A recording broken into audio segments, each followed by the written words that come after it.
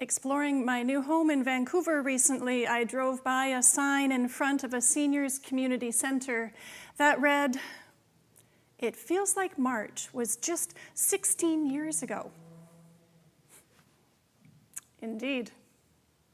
So much has happened and so much has changed in a short time that it does feel like spring of 2020 was a lifetime ago. And yet we are still reeling with the speed of adapting to what is new. Reverend Stephen Epperson, the beloved minister of this congregation, retired in June after 19 years of faithful and excellent service to this community. For many of you, he is the only minister you may ever have known. One more big change in a time of uncertainty. I am not Reverend Stephen. One more big change, and I won't try to be him, but I am here for you. I am your interim minister for the next 2 years, and I am truly honored to be with you as we navigate this strange new world together. Following Reverend Epperson's long ministry, this transitional period that we have is an opportunity for some breathing space, to honor and let go of the past and move into the future with renewed intention. It is a time during which the congregation can review its goals and assess its programs, rethink how decisions are made, and to determine if there are ways that could be more inclusive. This is a time for UCV to have a tune-up, for a new era, to grow into and own its identity. Independent from the last ministry and preparing for the one to come. Intentional transition can be really exciting, even transformative, when devoted to self-examination and renewal. Some may call interim ministry a palate cleanser. It's one of the nicer terms I've heard of it. Interim ministry comes with some very specific differences from settled ministry, and people have been asking me since I arrived here to explain really what the purpose of this time is. So I'd like to share a little bit of that with you today. The most obvious one is that our time together is predetermined. I'm leaving in 2 years. There's no pretense that we are going to be building long-term pastoral relationships, and I won't be around to watch those beautiful children grow into young adults. On the other hand, this gives the possibility of an incredibly rich time together. Think of the retreats and the workshops and activities and conferences which you've participated in that have been so intense in building relationship and powerfully memorable and transformative experiences. Often, the environment created by limited time and unusual circumstances can be very intense and very successful in creating change. Because nothing that we do sets a long-term precedent, we are actually free to explore and try new ways of being, even when we get it wrong. If we try something and we like it, great. If we try something on and it doesn't fit, then we'll try on something else. This is a time for us to really explore and play with possibilities. And some of the changes will be unsettling. I won't always be doing things the way they've been done, and I'll be doing that on purpose, even knowing that it causes some discomfort. And unlike a settled minister, my success will be judged by what happens after I'm gone. I'm not here to be your ideal minister. You will choose a search committee to find that person. And if we do good work during our time together, the minister that you choose will most likely be a great match for you. The second major difference between interim and settled ministry is that my task and yours are clearly defined. During our time together, you will be reviewing your history and evaluating your present, identifying your strengths and your needs, and clarifying your vision, and then choosing, based on that, choosing the minister who will accompany you into that chosen future. These are the tasks that a congregation must complete in order to successfully navigate the transitional time, the transition between one settled ministry to the next. And I'm here on that journey with you. I can't do the work for you, but I will guide you along with your transitions team. And I gotta tell you, you have an amazing transition team. There's some really good people here. I will offer you the tools of my trade and teach you how to use them. I will be coaching and supporting and encouraging and cheerleading, and at every turn, I will let you know and reflect back to you what I see and the change I see you making in the progress as we go. And I'm also here for you as your very caring minister during this time. In the month that I've been here, has it really been a month? I've heard so many of your stories and met many, many congregants and leaders and staff, brilliant staff. And I want to meet more of you. Please make an appointment. We're meeting online. I have a virtual office. I am growing to love this congregation.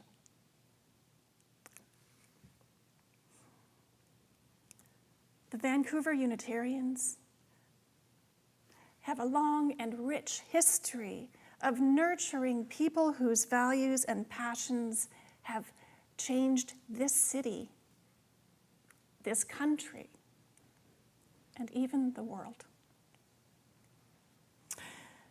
It's been said that you never know how many apples there are in a seed. Many seeds have been planted by your many years of ministry in Vancouver. The task before the congregation now is to discern which of these seeds you will continue to cultivate and prepare your community for a bountiful harvest.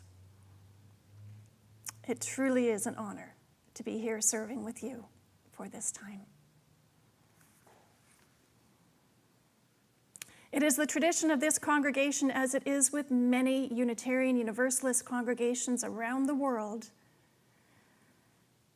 to celebrate an annual in-gathering service this weekend that follows Labor Day in North America and the first Sunday service in other countries around the world where Labor Day is not the first weekend of September. Labor Day, this service, this in-gathering service, includes a water communion, a deep ritual, very meaningful ritual of sharing. But this year, so many things are different. Due to COVID-19 safety concerns, we cannot gather in person to share water and stories from our summer. We cannot sing together in this beautiful sanctuary out loud. Nor are we able to see each other's smiling faces as we come back together, greet old friends at coffee hour, and welcome newcomers into our midst with a warm handshake. But we're adapting. We're adapting really well.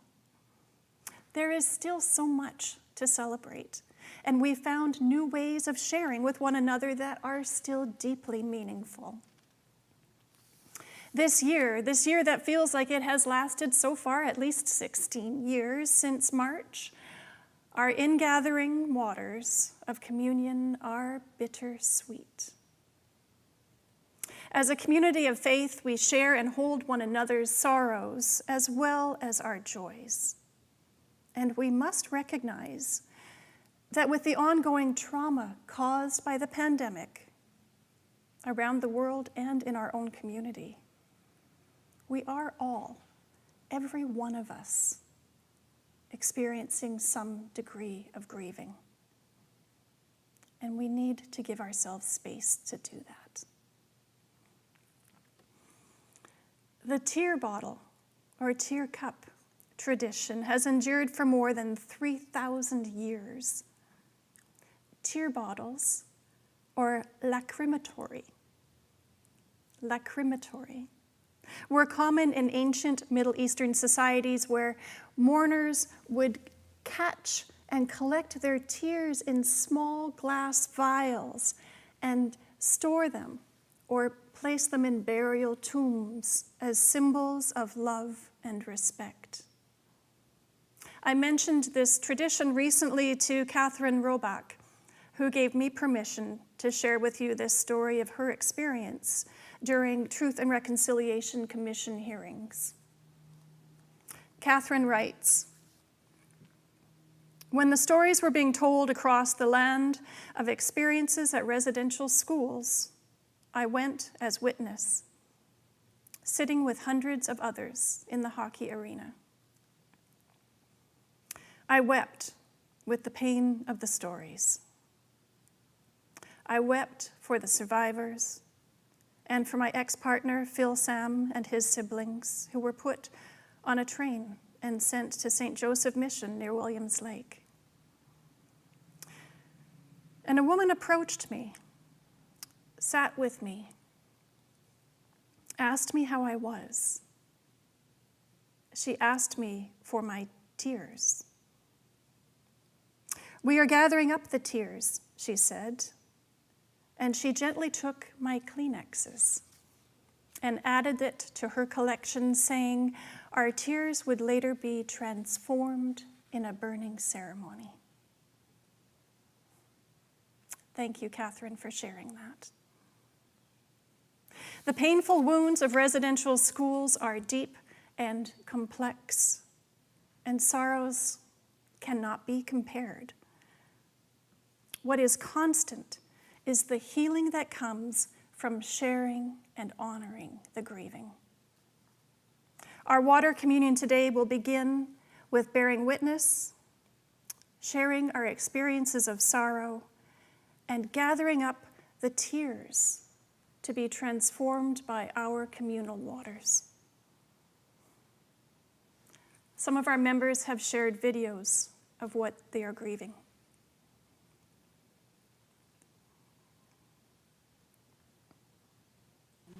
Cole Harris again. For us, COVID-19 has brought many pleasures, but it has changed the landscape. It has made it much more difficult for us to be in touch with friends, and at another scale, the world has been somewhat reorganized. Nation states and their boundaries will become more salient. The international and the global will tend to recede, the local to come to the fore. I'm concerned that our respect for difference in these circumstances may tend to diminish, and that our concern for global issues like climate change may be threatened as well. The fires that are raging to the south of us are some clear measure of the frailty of the world we now inhabit. Hello, I'm Hawk, and this water represents the fires and smoke. And I'm Esme, and this represents the sadness of our Grampy Jim getting sicker.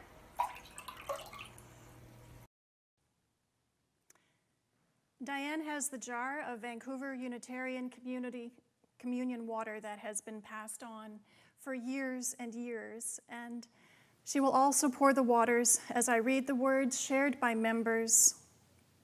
We will read first the sorrows and losses of the past 6 months, and then afterwards the joys and celebrations of the summer and hopes for the fall to come. Randall says, I miss the ready and warm contact with people in my life. I long for more spontaneity and creative communication. Catherine and Michael ask that we pour waters in hope that water comes from the skies to extinguish the fires of the West Coast. Diane pours waters for grieving my father, grieving for all the loss of human life, creatures, and habitat to the climate fires. Dylan says we've been grieving the loss of my grandfather, Papa Charlie. And Eva, the loss of hugs with loved ones and in-person gatherings, of COVID-triggered fear and suffering locally and globally. Carolyn shares that she's grieving the loss of hugs from her friends. And Mary, I miss my family and friends in Ontario, and I grieve the loss of in-person gatherings and dancing and holding hands and singing in choirs. Marie says she's grieving the end of her marriage to a really wonderful, kind, and loving person so that they may grow in different directions. Elena shares a prayer for Pino's transplant next week. And Anne asks for waters of sadness about losing connection with choir and social justice groups at UCV and not being able to join in online meetings. And Nancy grieves foregone hugs. For Leslie, this water represents sadness for her friend who has died, for her stepmother in Ontario who's had a stroke, and for overseas spiritual community that is facing financial crisis in the absence of visitors because of the pandemic. Paul asks us to share waters of sadness and feelings of loss that have resulted from this pandemic, as such ethereal joys of music and theater had to go into a period of stasis. And Jeff and Louise have shared their own jar of water. And Jeff shares waters of grief. He says, in February, my father had a stroke. I had the chance to visit him in the hospital at Montreal just before the COVID lockdown. And while recovering later in the spring, he was infected with COVID-19 and was readmitted to hospital for a time. I've not been back to Montreal. And Louise shares that when the lockdown happened, all the usual markers that guided me through the days were gone, and I found and felt unmoored from my life. The days blurred together. Things I'd been preparing for were canceled or postponed, and I was at home away from friends and colleagues. I felt bereft.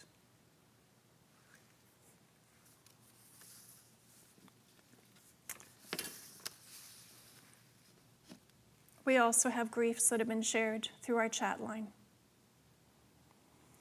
Juliet asks us to pour water for our friends and family in Oregon and California who are grieving their homes and towns. For Kirsten, please pour some water for the grief of these fires raging up and down the West Coast, for all the people and animals displaced and homes and lands destroyed. And Sheila asks that we pour water for island residents who need to stay indoors due to smoke in the air. And Tanya, also mourning the West Coast, dealing with fire fallout and facing evacuation. Lori asks to pour water for heavy rains to put out all the fires. And Kirsten asks that we pour water for the loss of family gatherings and community potlucks.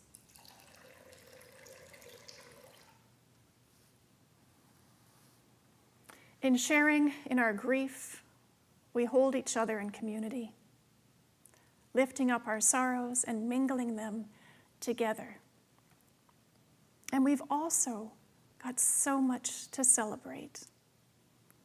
We've received videos expressing the joys to be shared in our ritual of this water communion.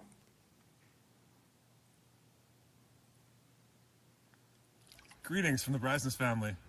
We are grateful for all of our family adventures this summer, including standing here in the middle of the Similkameen River in Karamias. Happy September!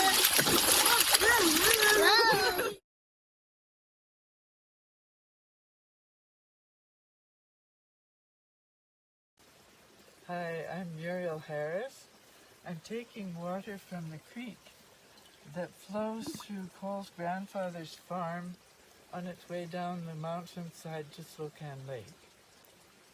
And I'm Cole Harris, and I'm standing on a bridge made by two of my grandchildren while in isolation here during March and April of this year. And I pour the water into our favorite bowl made by a Slocan Valley artist. And we give thanks for the many pleasures of family over the last several months in this beautiful place. Hello, I'm Esme, and this is Hawk, and this water represents the joy of having a new kitten, Rosie. Hello, Rosie. Greetings from Hornby Island, from Naomi. And Rob. This is water from the Salish Sea in gratitude for the time we have been able to spend with our family and friends this summer. And we're pretty thrilled that our well has not run dry.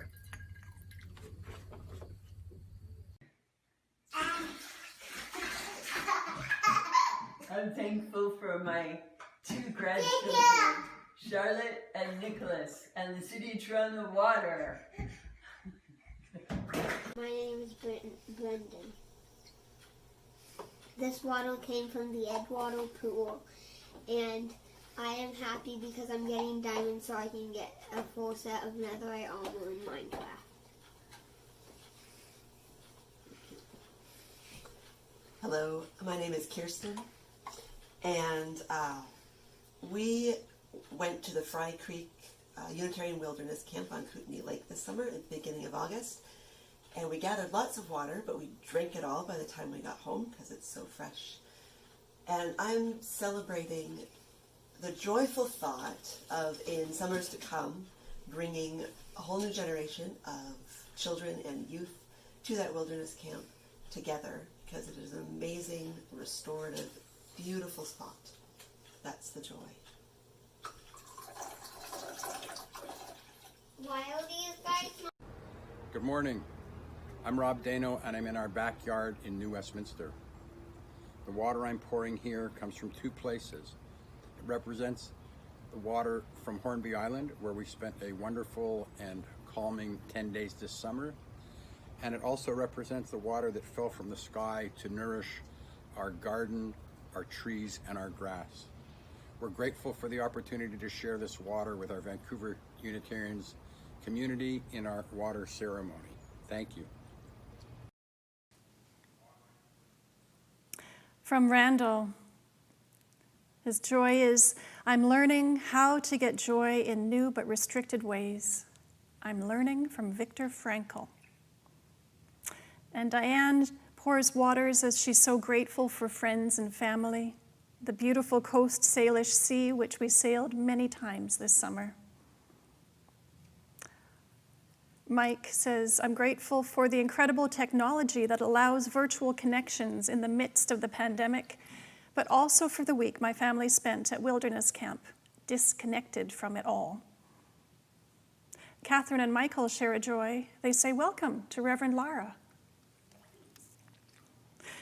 Dylan shares waters. He says, over the summer we saw many family members and played games outside. And Eva says she's grateful for the connections and pleasures that still happen. Carolyn shares waters, saying, I'm celebrating being part of nature. The forest, the flowers, and the sea are still exactly as they have always been. Mary found great joy in exploring the Sunshine Coast in July for the first time.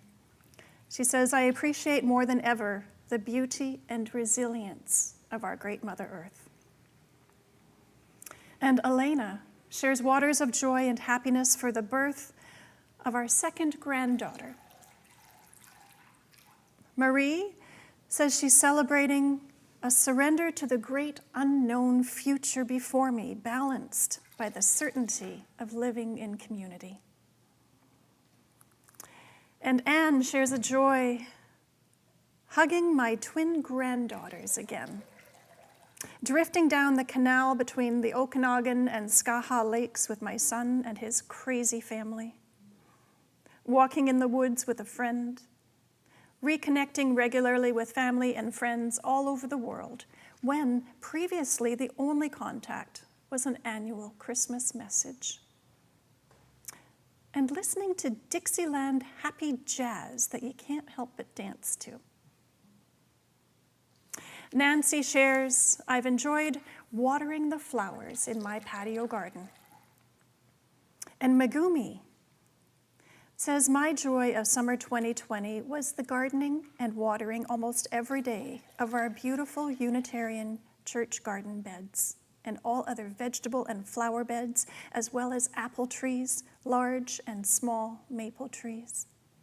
By doing so, she says, I was invited to join a small gardener's Sunday afternoon tea party. So lovely and refreshing under the shades. Carl shares water with us. He says, over the years, Anne and I have been to Japan twice to visit her friends and stay in a range of accommodations. All have hot baths. Returning to our little apartment, which is big by Japanese standards, I decided to take advantage of our spacious bathtub. Now that's a party for one. Food, drink, my favorite magazine, the New York Review of Books. I soak in hot, clean, deep water in splendid isolation, king of the tub. Then I sweat for a while, watch Antiques Roadshow, or Blue Jays in 30. Bliss. Leslie says that with this water, I celebrate a quiet, beautiful summer. And Paul shares a drop of hope and optimism for those who are figuring out how we may safely bring the music and theater back into our daily lives, and again bring us deeper meaning and enrichment. Jeff shares a joy from their water from West Thurlow Island, not far from the northeast corner of Vancouver Island. He says we were there this summer on a sailboat trip that featured favorable winds, much wildlife, and very few people. We are incredibly fortunate to live on this rugged, beautiful coast. And Louise says, I was so grateful for the various Zoom things, church services, exercise classes, tea dates. Our sailing trip this summer was a joy. The winds were perfect for the direction we wished to go, and the stops and anchorages were delightful. And the other joys have been watching the skies and waters around the world clear from less traffic, going for long walks in the forest, and having spiritual practice, making sure I have a few people I'm close to with whom I can have long talks. And we have joys that you've shared with us in the chat today. From the Prescotts, please pour some water for us to represent the water from sacred Saisutun, Newcastle Island. I will get the pronunciation correct eventually. And Catherine says, please pour water from Trout Lake, where people and dogs have gathered all summer long. And for Lorene, water for new thoughts, ideas, and ways of seeing the world. I finished my first week of grad school and my brain is being stretched out of its normal shape. It's exciting, and I'm grateful for the grace students and professors approach new ways of learning and teaching. From Jamie, please pour water for myself and my sister for good intentions for the coming year and for spreading love and peace to all those around us. And Elizabeth asks that we pour water for all the Indigenous land defenders and all that stand and work with them. And from Gail, for celebration and joy, we welcome my first daughter, Emma, who was born on August 6th. Thank you all so much for sharing your joys to mingle in this community, and thank you.